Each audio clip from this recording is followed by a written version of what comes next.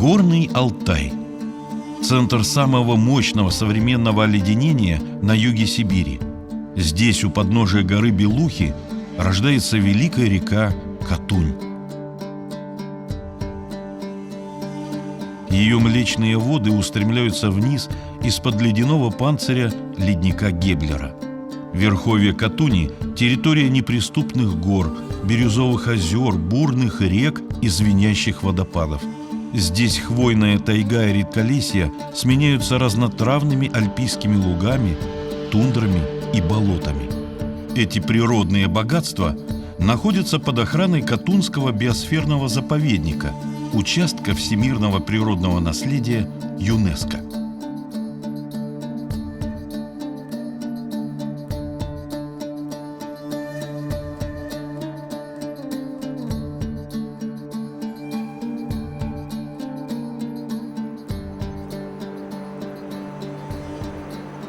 Катунский заповедник создан в 1991 году.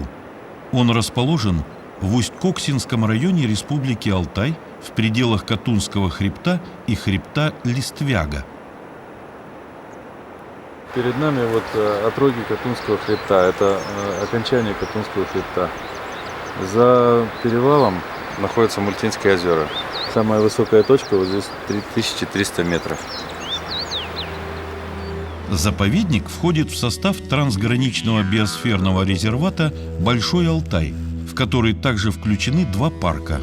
С востока к заповеднику примыкает природный парк Белуха, а Катон-Карагайский национальный парк с юга, со стороны Казахстана. Площадь Катунского заповедника более 150 тысяч гектаров. Его территория разделена на три участка – Мультинский, Верхкатунский и Катандинский. Познакомимся с ними поближе.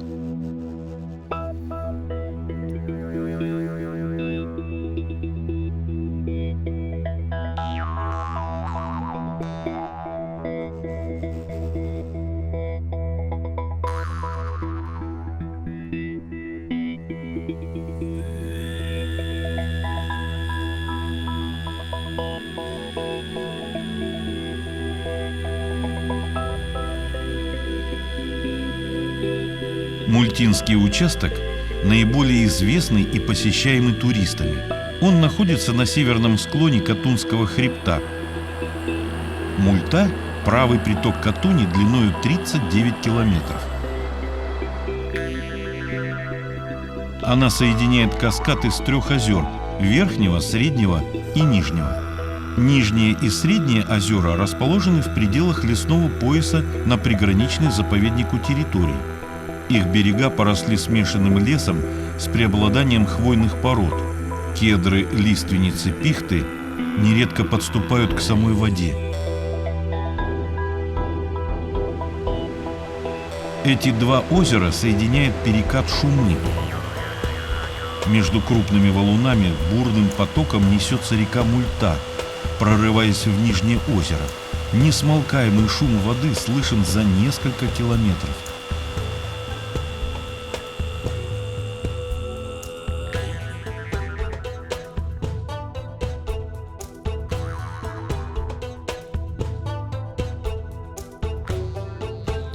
И вот оно, заповедное озеро Верхнее Мультинское, одно из красивейших на Алтае. Этот водоем лежит в ледниковой долине у верхней границы леса. С севера озеро подпружено древним моренным валом из ледниковых отложений, сквозь который пробила дорогу река Мульта. В конце июня по молочно-бирюзовой водной поверхности еще дрейфуют озерные айсберги, остатки зимнего льда. Яркий оттенок воде придают мелкие взвеси горных пород, которые ручьи несут от ледников.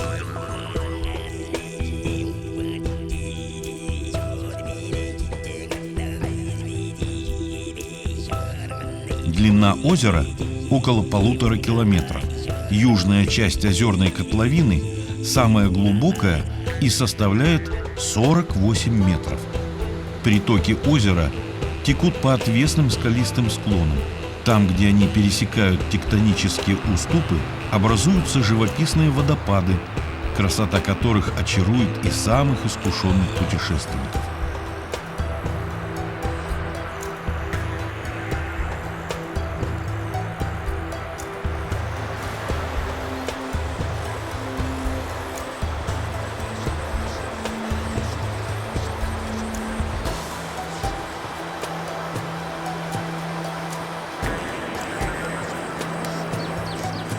На западном берегу растут могучие кедры. Эти деревья хорошо приспосабливаются к разным почвенным и климатическим условиям. Они образуют развитую корневую систему, чаще всего поверхностную.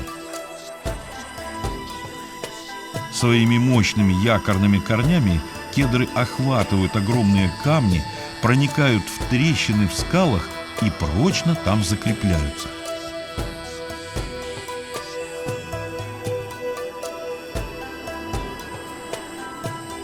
Средние и верхние части склонов гор покрывают мозаичные узоры из водосборов, пионов, ирисов и фиалок.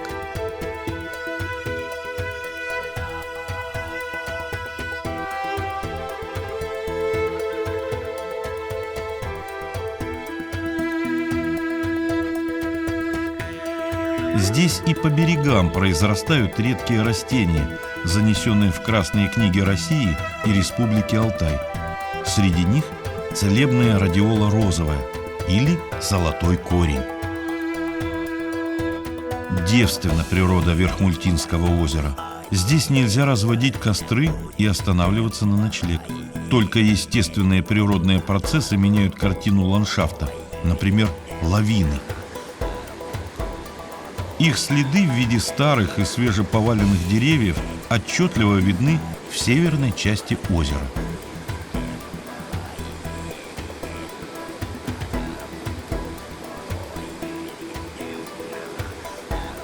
Спустимся к устью одного из притоков Мульты, реки Поперечной.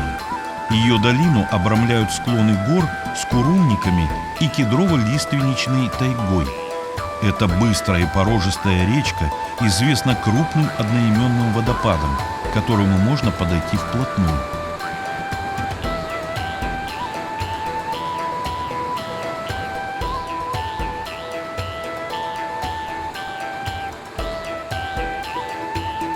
В километре от водопада находится озеро Поперечное. Оно расположено в горном цирке на высоте около 2000 метров над уровнем моря.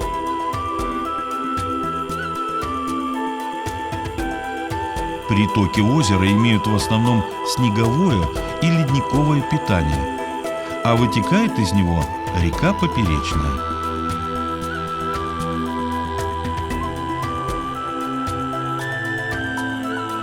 С Мультинского участка заповедника, минуя горные перевалы, можно выйти к озеру Тайменьему. Но есть и другой путь.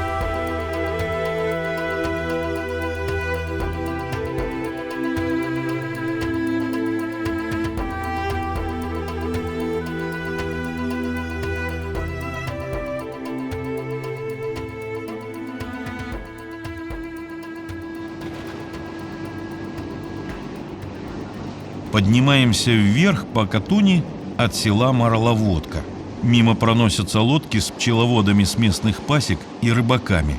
От села до устья реки Озерной ни много ни мало 80 километров. До истока Озерной предстоит проехать около 25 километров на квадроциклах.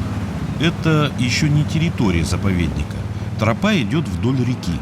По ней госинспекторы Верхкатунского участка добираются на вахтовую службу к Тайменьему озеру. Отдел охраны пробивает здесь дорогу для квадроциклов. Задача непростая. Путь лежит через скальные прижимы, броды и болота.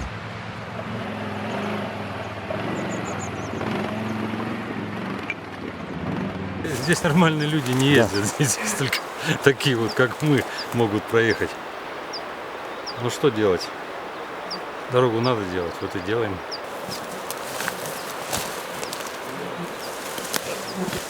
Вот здесь проезжаем.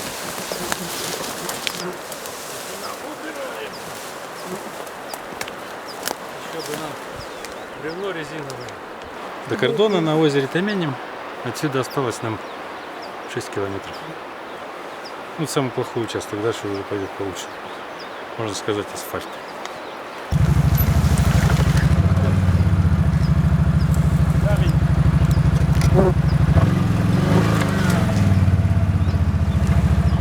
Лёха, камень справа. Между высоких гор, покрытых хвойным лесом, лежит огромное зеркало кристально чистой воды – озеро Тайменье.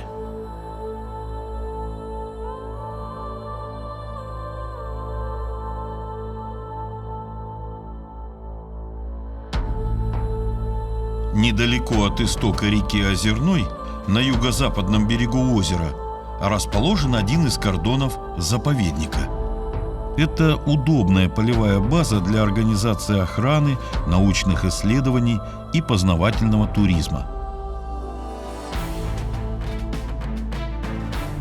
Западный и северный берега водоема находятся на территории заповедника.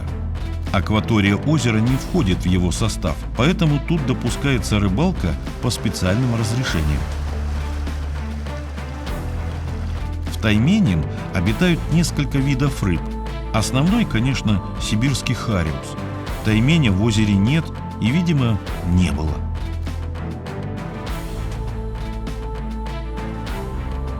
По одной из версий, когда-то здесь жил беглый каторжник по кличке Толмень.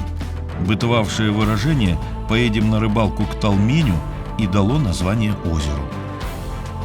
По дну широкой долины от подножия хребта, собирая воды ручьев и речек, течет река Салауха. Это главная артерия Тайменьего озера.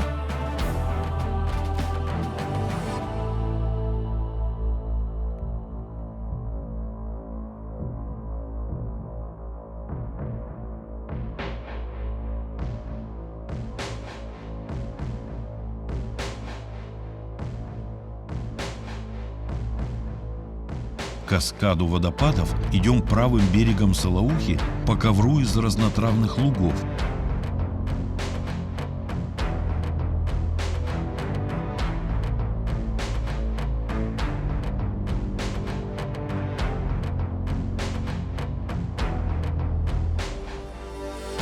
Тайменьи водопады – одни из крупнейших в заповеднике.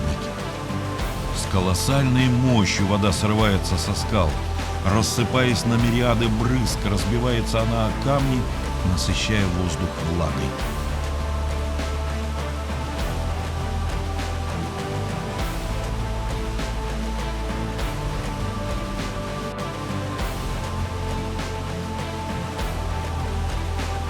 Наверное, в заповеднике немного найдется тихих мест. Где бы вы ни оказались, всюду слышны шум, рокот, звон реки или водопада. И только горные вершины и перевалы хранят покой, иногда нарушаемый камнепадами и лавинами.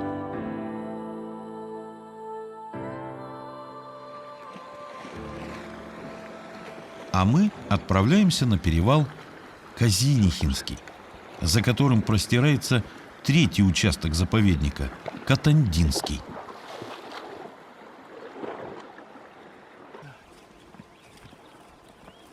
Поднимаемся по старой скотопрогонной дороге к водоразделу озера Тайменьева и реки Становой.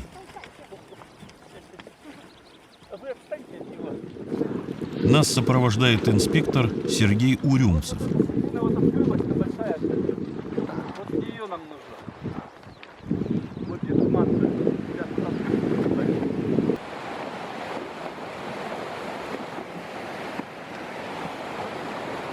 Спускаемся к ручью Обходной, притоку реки Становая. Отсюда начинается подъем на перевал Казиниха.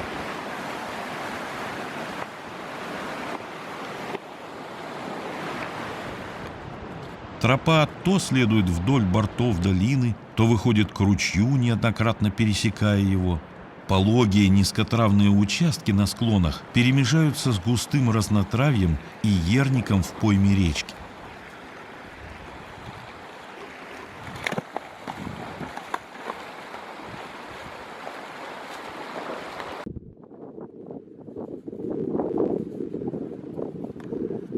С набором высоты снега становится больше.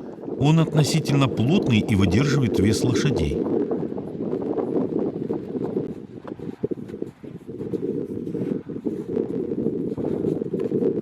Седловина перевала, как и подходы к ней, лежит под толстым снежным покрывалом. На перевале на высоте 2600 метров уже ждут инспекторы Катандинского участка, самого труднодоступного в заповеднике. Нужно спуститься к нижней границе снега и сменить лошадей.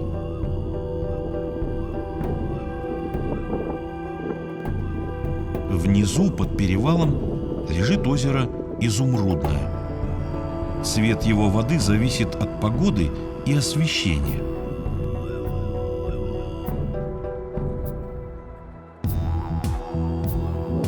Навьючиваем катандинских коней и отправляемся в долину реки Казиниха.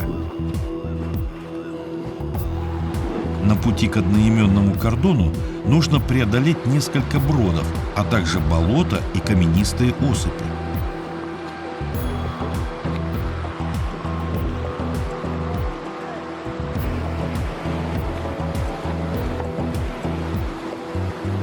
Субальпийские луга соседствуют с кедровой и лиственничной тайгой.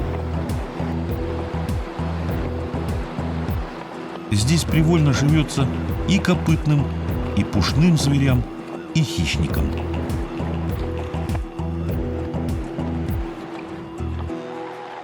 От слияния рек Казиниха и Иалдо начинается Кураган, правый приток Катуни. В этом глухом месте расположен главный форпост Катандинского участка заповедника. Госинспекторы из села Катанда трудятся здесь посменно. До кордона Казиниха 60 километров вверх по течению реки Кураган. Каждый раз это испытание для лошадей, особенно молодых и неопытных. Немалых усилий стоит переправа через Катунь. Когда-то тут ходил паром, сейчас ни парома, ни моста. Вот и приходится в начале и в конце смены плавить коней по глубокой и стремительной реке.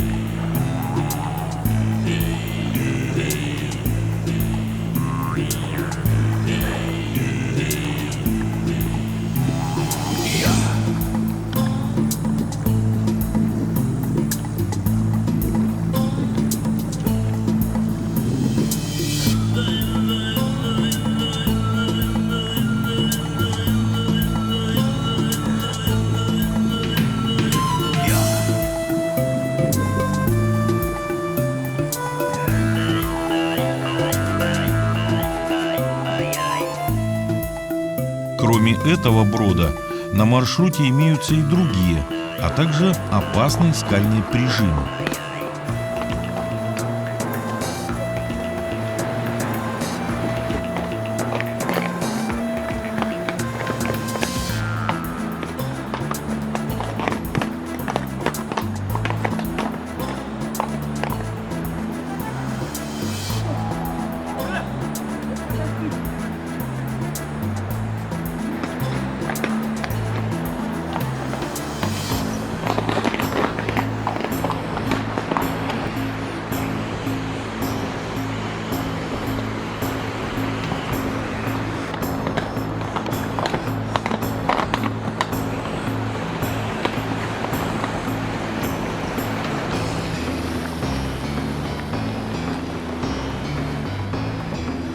Хорошо, что через крупные реки есть добротные мосты. Все они построены своими силами, из подручных материалов.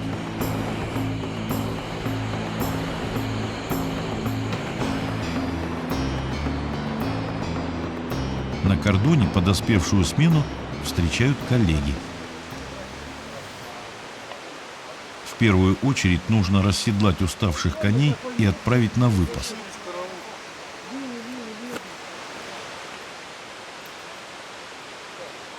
Обмен свежими новостями, ужин, баня. После длинного перехода особенно отрадно оказаться в тепле и уюте. Кордон Казиниха построен на совесть.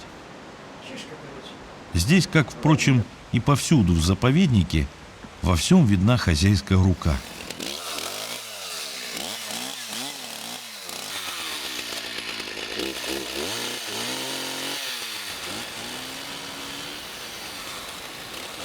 Теплый и удобный жилой дом, добротный склад для инструментов, жаркая баня. Живи и работай. В Новом Аиле размещается информационный центр для посетителей. Все здания, как и мосты, госинспекторы построили сами. Грузы для построек и обустройства быта на кордоне доставлялись на лошадях, поскольку сюда не ведут ни водные, ни автомобильные пути. Слышу хорошо, отлично. Кто говорит, не пойму. Щенников. Сергей, значит, коней отправили сегодня, поведут. Помимо повседневных хозяйственных дел, у каждой смены немало работы. Первоочередная задача – это охрана территории, борьба с браконьерством и посещением заповедника без пропусков. Кордон стоит на пересечении туристических маршрутов. Как и на других участках, здесь ведется учет рекреационной нагрузки на тропы. Информация передается для анализа в научный отдел. Работа в заповеднике обязывает знать названия местных растений, повадки зверей и птиц. Инспекторы не только участвуют в сезонных учетных маршрутах, но и ежедневно фиксируют встречи с животными, ведут фенологические наблюдения. Так, точка номер 004. Или вот еще – солонцы. В местах, где нет или недостаточно природных солонцов, обычно устраивают искусственные. Соль туда ложим. И экономия соли получается, и зверь постоянно держит. Здесь вот фотоловушку ставим, здесь вот это постоянно в месяц до 3-4 тысяч снимков бывает зверей.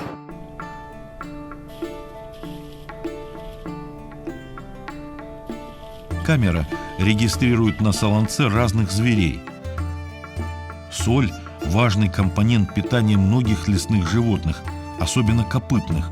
Минеральные вещества нужны для нормального обмена веществ, для полноценного роста рогов, линьки, беременности и лактации. Сотрудники заповедника закладывают соль в мае и подсыпают ее по мере необходимости. Как видим, каждый инспектор – исследователь природы, немного биолог, географ и метеоролог. День и ночь шумит-грохочет река Казиниха. Благодаря разветвленной сети притоков Казиниха к устью набирает большую силу. Последний километр ее течения, стесненный узким каменным ущельем с крупными камнями в русле, становится неудержимым. Здесь тоже имеется каскад водопадов со своим неповторимым обликом.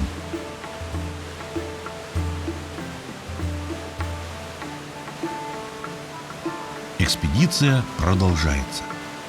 Впереди гора Белуха и истоки Катуни. Пора идти на Паскотину за отдохнувшими лошадьми. В окрестностях кордона немного мест, пригодных для выпаса коней. Чтобы добыть корм, они поднимаются и на крутой травянистый склон в паре километров от кордона. Лошади – надежные спутники человека в тайге и горах. Они универсальны, перевозят грузы, людей, форсируют бурные реки, маневрируют по горным кручам среди камней и кустарниковых зарослей, терпеливо переносят все невзгоды, многокилометровые переходы, гнус, недостаток пищи. На таких участках, как Катандинский, без коней в заповеднике никуда. Перед дорогой надо высушить седла, проверить сбрую, сделать мелкий ремонт. Да вот, чтобы крышка не отпала. Привязал и узел давит. Вот теперь его так его кожу приплюснул, и чтобы не давило.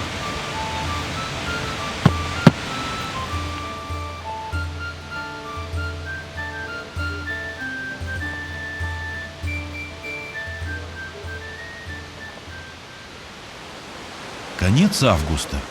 Тайга кутается в густые туманы. Под пологом леса пестреют ягоды и грибы в память об уходящем лете. Вместе с Иваном Заковряшиным и Василием Сатушевым покидаем гостеприимную Казиниху. Держим путь на юго-восток, вверх по течению реки Иолдо.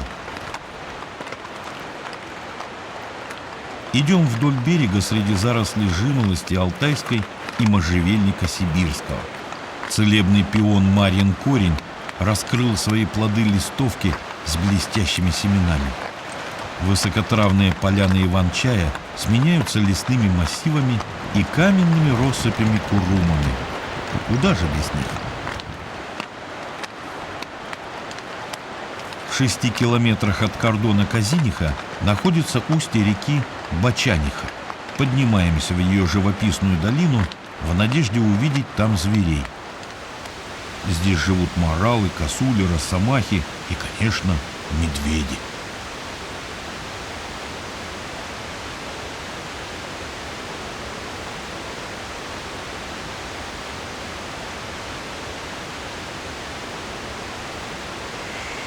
В августе, если уродится орех, обитающие в нижних частях рельефа медведи собираются в кедровых насаждениях.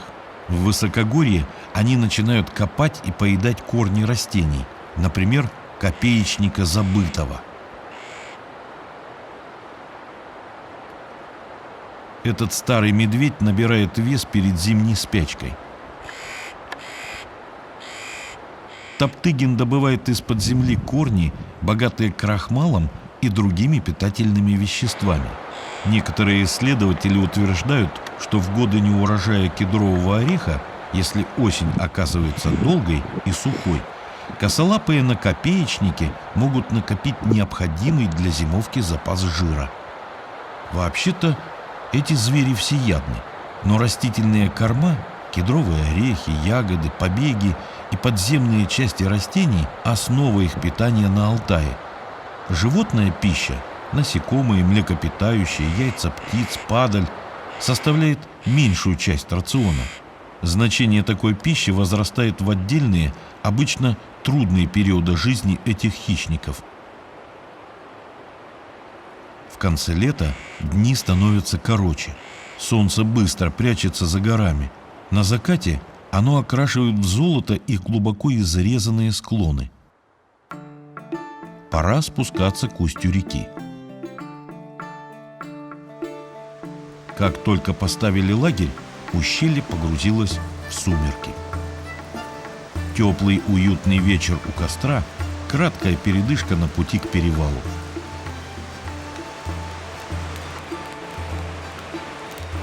Мы идем маршрутом, который называют старинной тропой староверов. Известно, что в XIX веке старообрядцы-киржаки из Уймонской долины возили по этой тропе рога моралов, панты в Бухтарму и далее в Китай. В прошлом столетии участок подъема на перевал Иолдо завалило осыпями. Десятилетиями тропа оставалась непроходимой для лошадей. Несколько лет назад сотрудники заповедника расчистили ее. Работы вели не 1 год, так как обустройство горных троп требует времени и сил.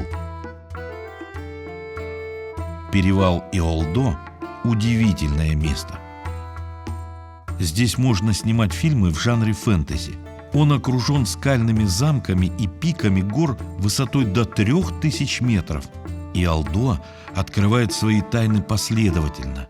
Сразу под седловиной лежит небольшой ледниковый водоем. Внизу в глубокой нише укрылось другое, темно-бирюзовое озеро. Оно дает начало реке Верхний Кураган, притоку Катуни длиной 28 километров.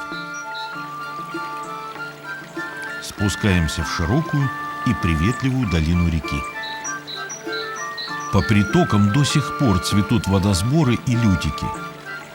Моралей корень уже отцвел, но на склоне еще встречаются его крупные лиловые корзинки. Это растение не только занесено в Красной книге России и Республики Алтай, оно обладает ценными лекарственными свойствами. Флора заповедника детально изучена и составляет более 670 видов высших сосудистых растений. Благодаря охранным мероприятиям здесь сохраняется разнообразие редких и эндемичных видов.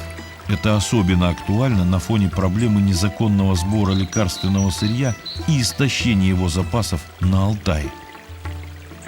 Эти места населяют колонии серых сурков, представителей высокогорной фауны.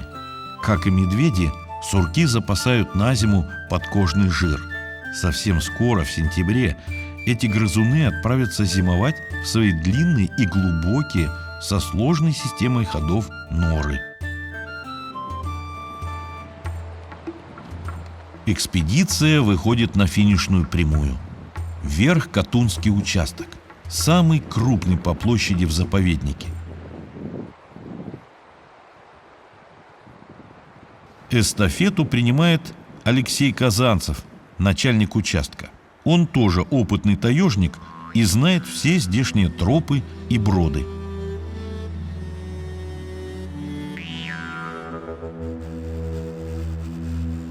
Двуглавая белуха – высочайшая гора Сибири. По последним данным, высота ее восточной вершины составляет 4509 метров. Склоны массива Белухи покрыты обширными снежными полями. В глубокие долины между горными отрогами круто спускаются снежно-фирновые потоки, питающие ледники. В речных бассейнах, связанных с Белухой, насчитывается более 160 ледников. На юго-западном склоне Белухи лежит ледник Черный. Он дает жизнь чудесному творению природы – водопаду под названием Рассыпной. Известный исследователь Алтая Василий Сапожников, посетивший истоки Катуни в конце XIX века, писал: «Тонкая водяная пыль, подхваченная порывом ветра, уносится за десятки сажен в виде прозрачной дымки, играющей на солнце радужными цветами, и орошает голые скалы и высокую траву».